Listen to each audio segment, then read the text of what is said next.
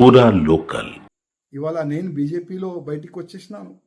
కొన్ని ఛానల్లో ఒక లేడీస్ మా మహిళా శక్తి ఒక బృందం తయారు చేసి నా పైన కామెంట్లు చేపిస్తున్నారు. రాయసింగ్ ఇదేంది, రాయసింగ్ అది ఏంది. నేను ఆ మహిళలకి ఏదైనా మా మహిళా శక్తికి వాళ్ళపైన ఏదైనా కామెంట్ చేయాలి. నేనంతా చిన్న వ్యక్తి కాదు. నేను వాళ్ళకి దండం, వాళ్ళకి సన్మానం చేస్తాను. కానీ వాళ్ళకి నేను రిక్వెస్ట్ చేస్తున్నాను, ఏదైనా చెప్పాలంటే డైరెక్ట్ రండి, ఫేస్ టు ఫేస్ చెప్పండి. వాళ్ళకి వీళ్ళకి చెప్పి అట్లాంటి మీడియాలో సోషల్ మీడియాలో కామెంట్ చేపియకండి.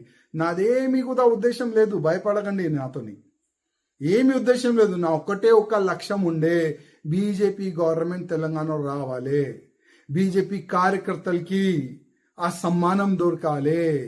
అదే నా ఉద్దేశంతోనే నేను బీజేపీ నుంచి రిజైన్ ఇచ్చినాను. మిగతా ఏమి కూడా ఉద్దేశం లేదు.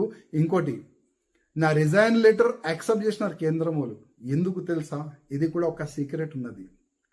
కొన్ని యూట్యూబ్ ఛానళ్ళు, కొన్ని మీడియాలు ఒక వార్త నడిపినారు. రాజా సింగ్ తోని అమిత్ షా గారు ఫోన్లో మాట్లాడుతున్నారు. రాజా సింగ్ కేంద్రం అధికారులతోని డైరెక్ట్ సంపర్కంలో ఉన్నారు. ఇట్లాంటి కొన్ని వార్తలు నడిపిస్తున్నారు. అదే వార్తలకి ఇక్కడున్న కొంతమంది దొరలు కటింగ్ చేసి కేంద్రంకి పంపిస్తున్నారు. చూడండి, రాయసింగ్ ఇట్లాంటి ఫేక్ వార్తలు నడిపిస్తున్నారు అని కేంద్రంకి ఫేక్ ఇన్ఫర్మేషన్ ఇస్తున్నారు.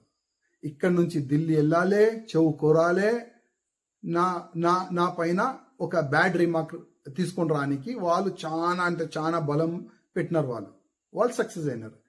కానీ ఒక్కటే చెప్పాలనుకుంటున్నా కేంద్ర అధికారులకి మీడియాకి లిక్ ఇవ్వాలి, మీడియాకి చెప్పాలి, నా ఫేవరబుల్ వార్తలు నడపండి. అట్లాంటి చిన్న పనులు నేను ఎప్పుడు కూడా చెయ్యను.